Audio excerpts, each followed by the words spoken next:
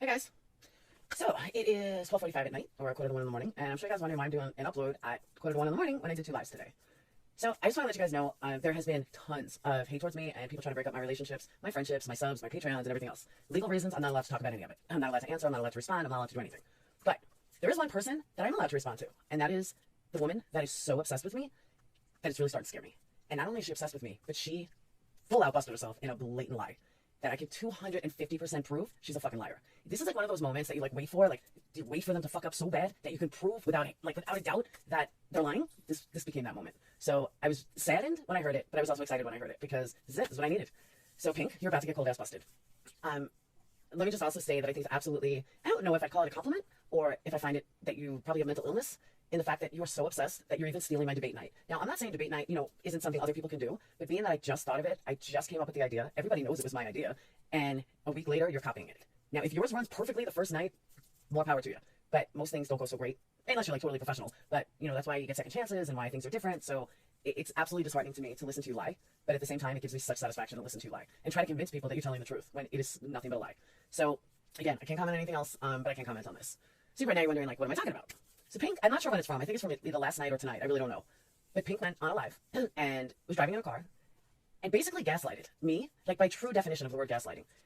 And basically lied. And do me a favor, Pink, keep my friends' names out of your mouth. Barbie and Emad are not your friends. Barbie and Emad will never be your friends. As far as I know, Marissa will probably never be your friend, but that's neither here nor there. I mean, I know you're begging to talk to her, and I know that you really want to talk to her, although I'm not sure why. But, even kissing her ass last night. Oh, hi, Marissa. Hi, Marissa. Pink, you're fucking pathetic. For real. But let me get to the lie first. So now, I don't want to tell you too much. I'm going to play you exactly what it is. And to be honest with you, all I can say is it's sick. She's really sick, but let me play it. And I got the most beautiful email. And now, that was me. The first day that I ever spoke to Marissa, she happened to write me a beautiful email. And I told Pink, because I was my friend. Good. Put a star. Here's a star for your forehead. All right, here's a sticker. Jealous much? Slap it on your forehead. Maybe slap a little harder. And maybe it will knock some fucking sense into you. Seriously. You need just to, what's really bad is, you come up on my recommendations once in a while, and I'm like, what the hell? I blocked you from, friggin' March 17th when you set me up unknowingly to me. On your... Okay. Now, the two fallacies in that are, one, she says she's blocked me. We have definitive proof, screenshots, that she has openly admitted that if you're in my room, if you're in my live, she blocks you. Everybody knows this. Everybody has seen this. They've seen her say this. Everybody also knows on both sides that when I put out a live or I put out a video, it's on Pink's community page of everything I say. Also my Patreon. My Patreon, everybody knows that my Patreon is, the whole point of my Patreon is empowerment. And then Pink steals that word and tries to talk about empowerment on a community page. I've let all this slide up until this point. So let's continue. Live, because you told me the day before that you make so much money now with Molly in there. Okay. Now, what she's saying is that I made so much money with her. I made so much money the night before that she was supposed to hook up with Molly on my live with Molly. And Barbie. And Barbie. You said it, Laura. That's gaslighting 101. The day before when I called you to see what time your live was, because I didn't want to interfere with it because I was going to do my St. Patrick's live. Okay. So again, she was coming on my live the night after Marissa was on, and Barbie and Emad gave me so much money that I said this according to her. If you want to see the meaning of gaslighting, I'm going to explain it all afterwards, but if you want to see the meaning of gaslighting, that is what gaslighting is. When someone then screams in your face, you said this, Laura. And you were like, I'm going to quit my job. I'm going to quit my job. Don't do that. I made $1,200 last night between Emad and Bobby, and I got, Marissa coming up on my platform. There you go, folks. There you go. She actually thought Emad and Barbie could support her. And knowing that she was putting, bringing Molly on her platform to befriend her now. Okay. So you guys all heard that. Let me tell you the fallacies in that. One, the night with Pink was the first time Marissa was on my panel. There was no day before. There was no $1,200. I wasn't monetized until March 23rd. So she's saying, and she's right, it was somewhere around the 17th.